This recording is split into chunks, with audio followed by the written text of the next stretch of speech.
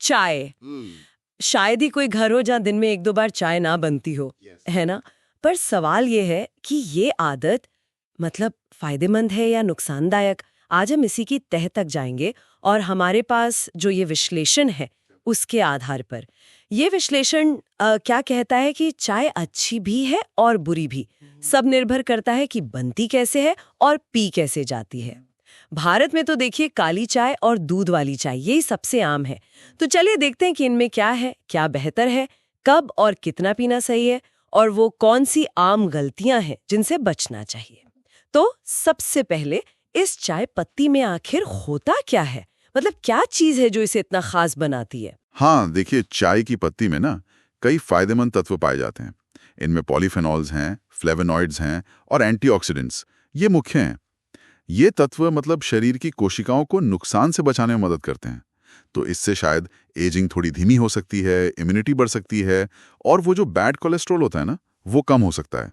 और कुछ स्टडीज तो ये भी मानती हैं कि कैंसर सेल से बचाव में भी इनकी कुछ भूमिका हो सकती है। अच्छा, एंटीऑक्सीडेंट्स, हाँ ये तो सुना है काफी।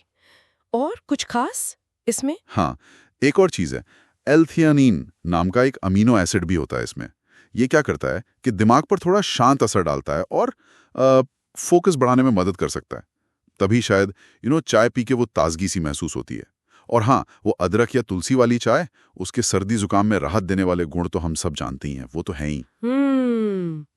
ये तो हुई फायदों की बात।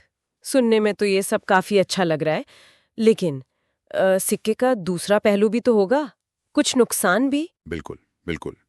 दो चीज़ों पर ध्यान देना यहाँ ज़रूरी है। एक है टैनिन और दूसरा कैफीन।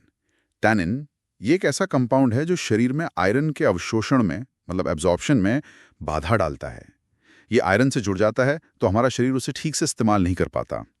और भारत में तो आयरन की कमी वैसी एक आम समस्या है।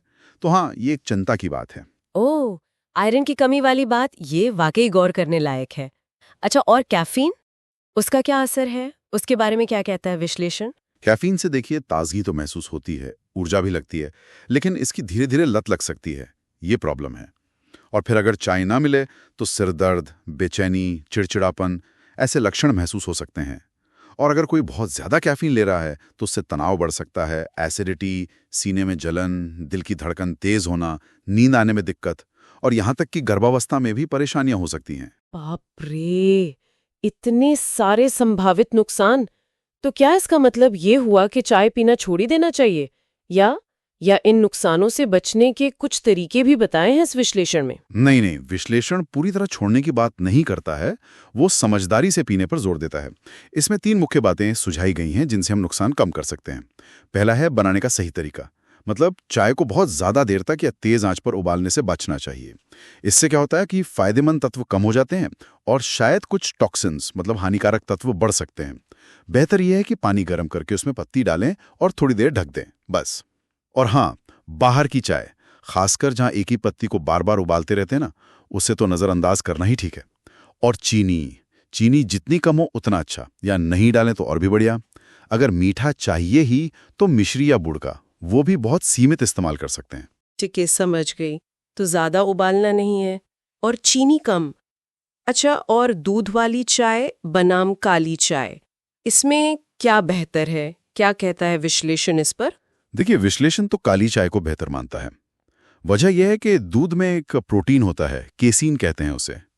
ये चाय के जो फायदेमंद एंटीऑक्सीडेंट्स है ना, उनके असर को काफी हद तक कम कर देता है, मतलब न्यूट्रलाइज कर देता है एक तरह से।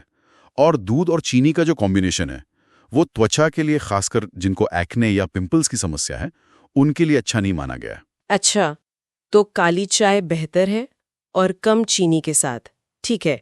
और पीने का सही समय और मात्रा, क्या इस पर भी कोई सुझाव है? ये भी तो जरूरी है जानना। हाँ हाँ, बिल्कुल, ये बहुत महत्वपूर्ण है। सुबह उठते ही एकदम खाली पेट चाय पीना ठीक नहीं माना गया है। इससे क्या है कि पेट में एसिड बढ़ सकता है, गैस बन सकती है और कैफीन भी ज्यादा तेजी से शरीर में जाता है। इसी तरह रात को सोने से ठीक पहले पीना, वो भी नींद लाने वाले हार्मोन्स में गड़बड़ी कर सकता है, तो नींद डिस्टर्ब हो सकती है। सबसे सही समय जो बताया गया है वो है नाश्ते या खाने के लगभग 30 से 60 मिनट बाद। और मात्रा की बात करें तो रोजाना कई कप पीना वो आदत ठीक नहीं है। अगर कभी कभार एक आध कप पी लिया तो ठीक है, जिन्हें लत है, मतलब जो रोज पीते हैं कई कप, उन्हें मात्रा आधी करने की सलाह दी गई है। जैसे मान लीजिए दिन में 4 कप पीते हैं तो 2 कर दें, 2 पीते हैं तो 1 पर आएं, और बीच बीच में कोशिश करें कि बिना चाय पिए भी दिन निकल जाए। लक्ष्य ये नहीं कि एकदम छोड़ दें, बल्कि निर्भरता कम करनी है। ये दिलचस्प है कि निर्भरता कम करने पर जोर है, ना कि एकदम बंद करने पर। खासकर भारत जैसे देश में जहां चाय सिर्फ एक पेय नहीं है, वो तो लोगों को जोड़ने का, बातचीत शुरू करने का एक जरिया है। ऐसे में रोज की आदत को कम करना, हाँ, ये चुनौतीपूर्ण हो सकता है कई लोगों के लिए।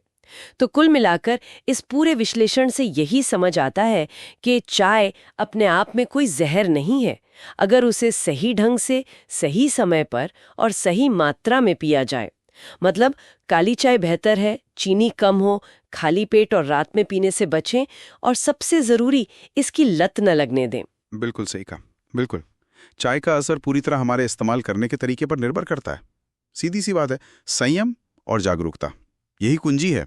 विश्लेषण इसी बात पर जोर देता है कि हम इसके आदी ना बने। इस पूरी चर्चा से मेरे मन में एक बात आ रही है। हमने शारीरिक प्रभावों की बात की, लत की बात की, जो बहुत जरूरी है, पर चाय की जो एक गहरी सांस्कृतिक और सामाजिक जड़ें हैं ना, खासकर हमारे यहाँ, उसका क्या स्वास्थ्य की ये सारी सलाहें उस सामाजिक पहलू के साथ कैसे फिट बैठती हैं, ये यकीनन सोचने वाली बात है।